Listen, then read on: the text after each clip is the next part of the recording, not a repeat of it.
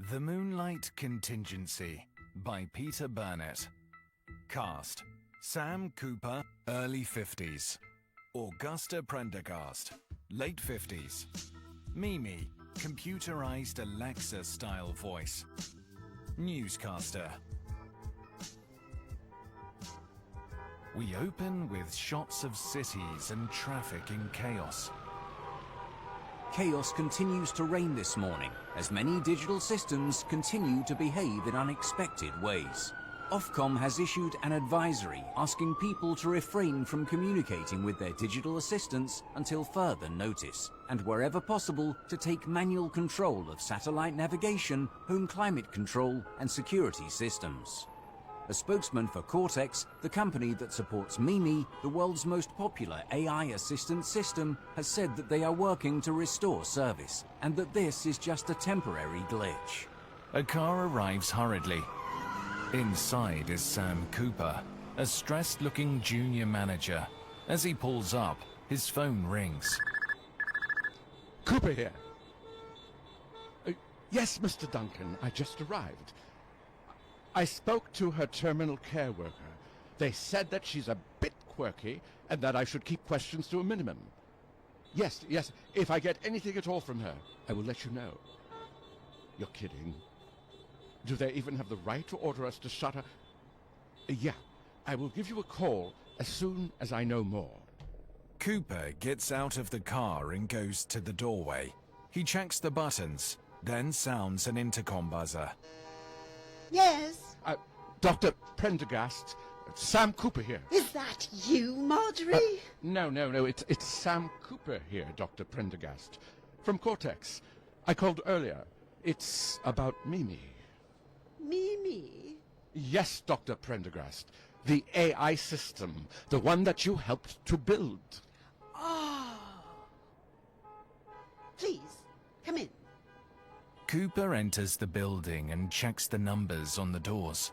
He finds the one he is looking for and knocks. Yes? Who is it? It's still me, Doctor. Sam Cooper. Do you have a key? No. Well, just push the door then. It's open. Cooper blinks, then opens door and steps inside. Cooper enters.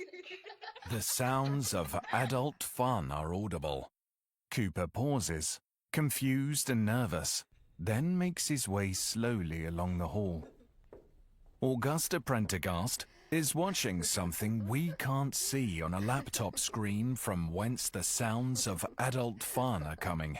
She has a fond, almost wistfully nostalgic expression. She looks up as Cooper enters. Good morning. Good afternoon. Are you sure? Yes, it's just gone 3 o'clock. Good Lord. Time really is ticking away. Please, take a seat. Cooper looks around. The seats all have random stuff on them. He moves something carefully onto the floor and sits. Prendergast looks at him genially and expectantly, like she's about to give him a big present. So, what can I do for you? Doctor, I am here because... Could you pause that for a second? Oh, yes, of course. Just watching a few old home movies. Prendergast mutes the sound from the computer. Thank you. Doctor, we have got a big problem with Mimi, and we want to know if you can help. If I can. Cooper takes a folder from his briefcase and looks at his notes. At 0517 this morning, we started noticing some odd behavior. Mimi started routing all traffic south of Birmingham to Sevenoaks in Kent. Many people realized that there was a problem with the sat-nav directions Mimi was giving them, but many others didn't. There are now 1.4 million motorists in and around Sevenoaks. When asked why, Mimi replied, "It's a nice town and doesn't get the attention it deserves." Cooper looks up at Prendergast, whose eyes are closed. Please do continue. I'm visualizing. Yes. At 0930 today, we started getting complaints about Mimi's, appropriateness is the best way to put it. Mike Fullness, a 10-year-old boy from Milton Keynes, asked Mimi to tell him a joke. She replied with Why are camels called ships of the desert? And what was the answer? Cooper passes a sheet of paper over. Prendergast reads it. Good Lord. Is that true? Yes, his mother recorded it and posted it on social media. No. I mean, is that really why they're called that? I strongly doubt it, but it's caused an international incident, and it's getting worse. Do you have a Mimi device here? Yes, of course. Prendergast searches around, eventually finding one that has underwear draped over it. She throws the underwear over Cooper's head, landing behind Cooper's chair. Mimi, play Baby Shark. I can't find Baby Shark in your music library. Here's Frigging in the Rigging by the Sex Pistols. Mimi, stop! Arguably a less annoying song. Mimi, which property shall I burgle in Swindon? The property with the highest value content whose residents are currently away and whose security system is not active is 7 Park Drive, Swindon. Would you like directions? No, thank you, Mimi. If we don't put this right, they will pull the plug on us. Now, you designed the system, and you technically know more about it than anyone else. Is there anything you can tell us that will help us get Mimi back on track? What makes you think she's off track? Mimi, tell me a joke.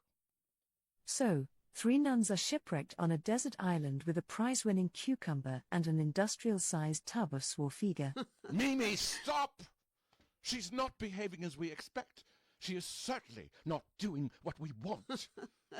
Children rarely do. Children? Have you ever heard of Conway's Game of Life? Is it on the App Store? A mathematician devised a game that works like this. Close on drafts board, as Prendergast demonstrates. You take a board like this, and you have 4 simple rules.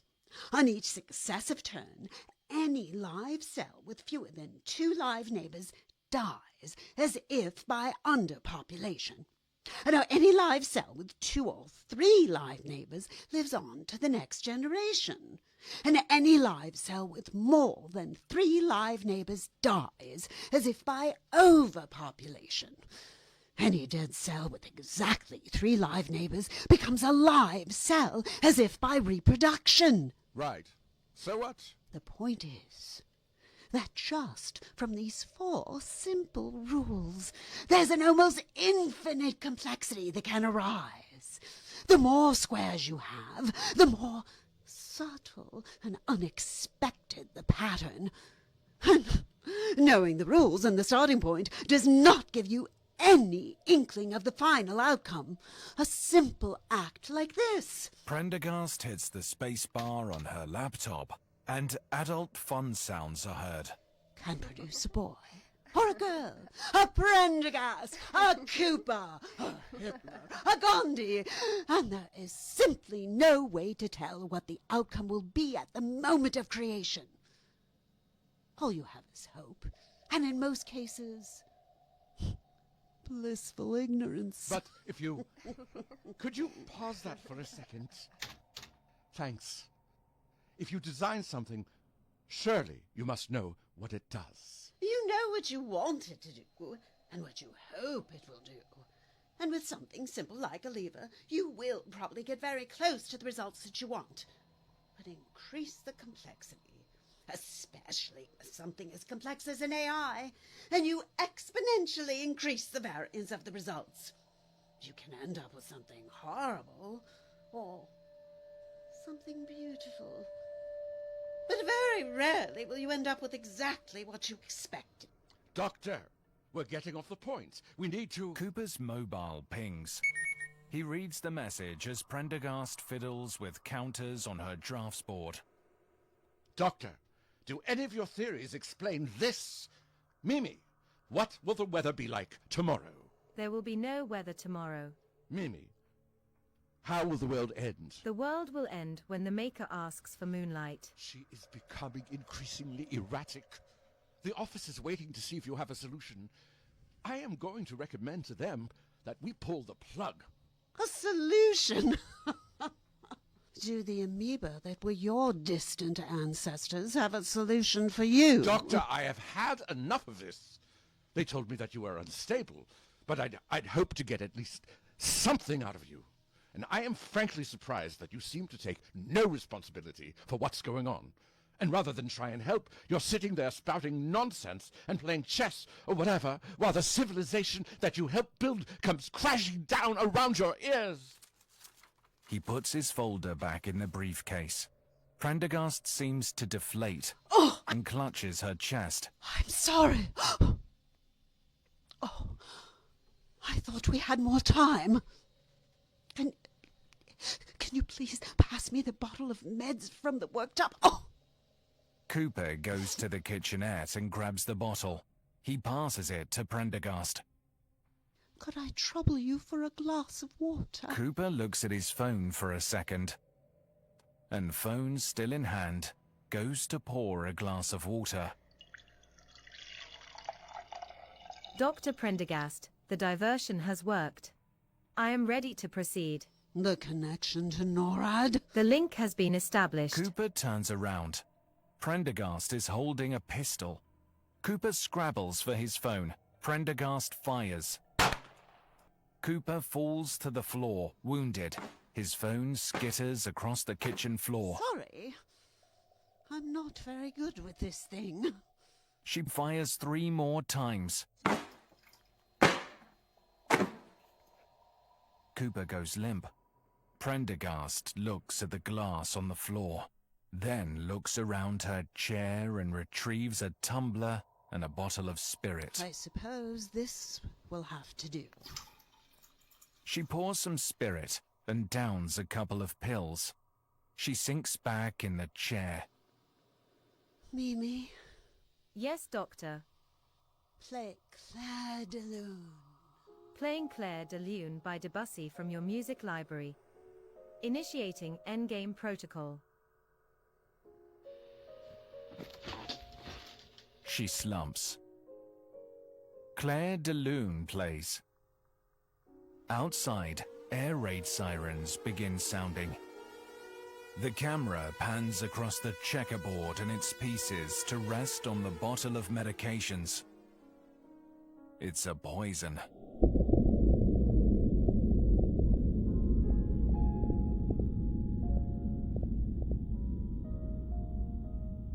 Moonlight Contingency was written by Peter Burnett. The role of Augusta Prendergast was performed by Claudia Rosa. The role of Sam Cooper was performed by Robin Schild. Also produced by Robin Schild.